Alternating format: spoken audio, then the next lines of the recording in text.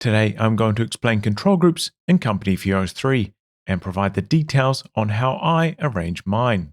To set a control group, select a unit or a group of units, then hold Control and press a number between 1 and 0 on this row, not on the numpad.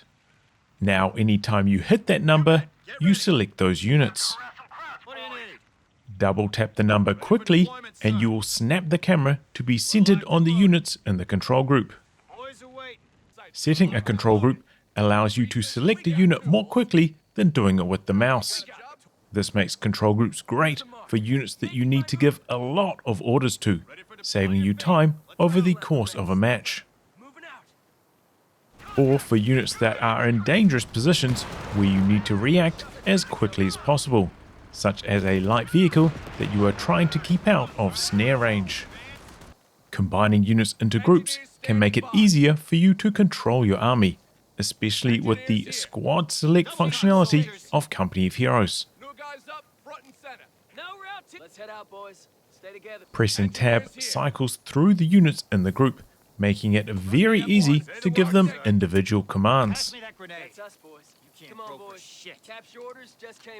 In Code 3, infantry and most tanks operate at a range that can comfortably fit on the screen.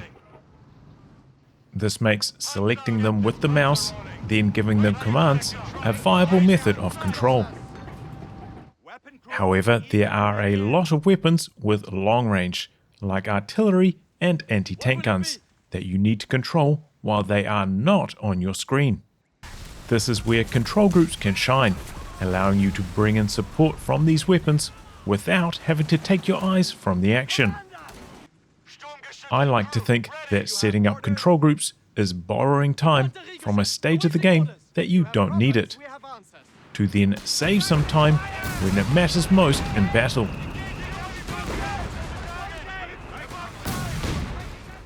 The default hotkey scheme for Code 3 is the grid key layout, which keeps the hotkeys on the left side of the keyboard.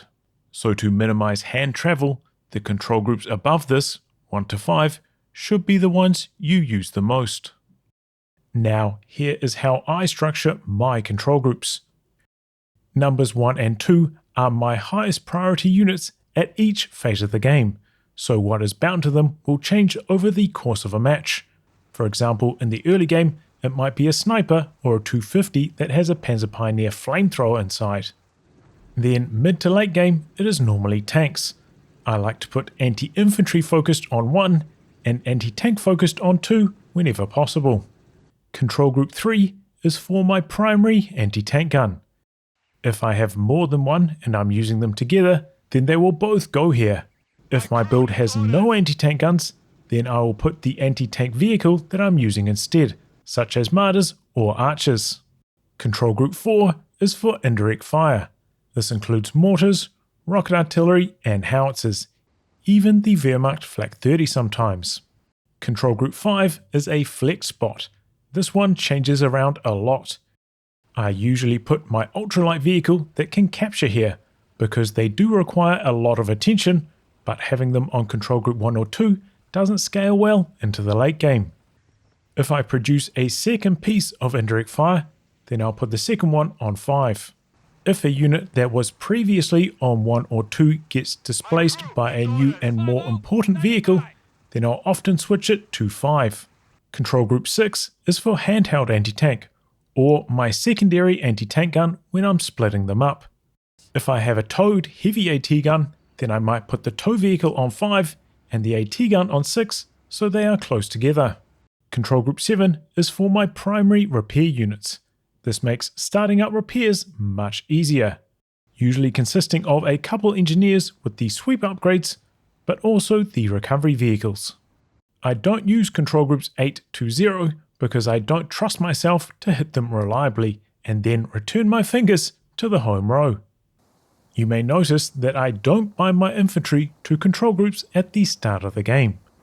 That style does have the advantage of moving around the map more quickly than what I do, which is opening the tactical map. But since I play a huge variety of different build orders with all 4 factions, I find adapting that system to every build order too confusing, which is why I use a roles-based control group system which offers flexibility for different factions and build orders. In the gameplay settings menu, there is this toggle for exclusive control groups. With it on, a unit can only belong to one control group. But with it off, a unit can belong to multiple control groups.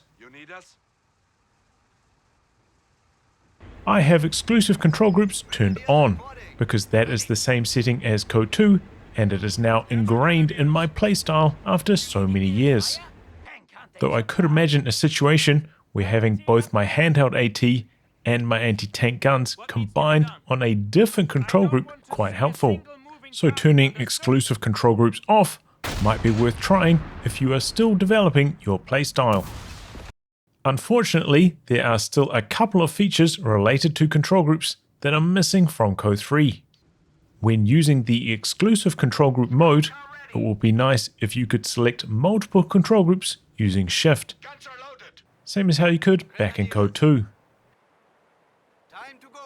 Earlier in Code 3's history, you could see the control group number of a unit on the tactical map, which was quite useful, and I'm not sure why it was removed when the tactical map got redesigned. Holding Control plus left click on the GUC used to select all of that unit type in Company of Heroes 2, and this was quite handy for creating control groups. But this command is still missing from Code 3. If there's a control group tip that you think that I've missed, then be sure to leave it in the comments below. And if you found this video helpful, I hope you consider coming on board as a Patreon backer.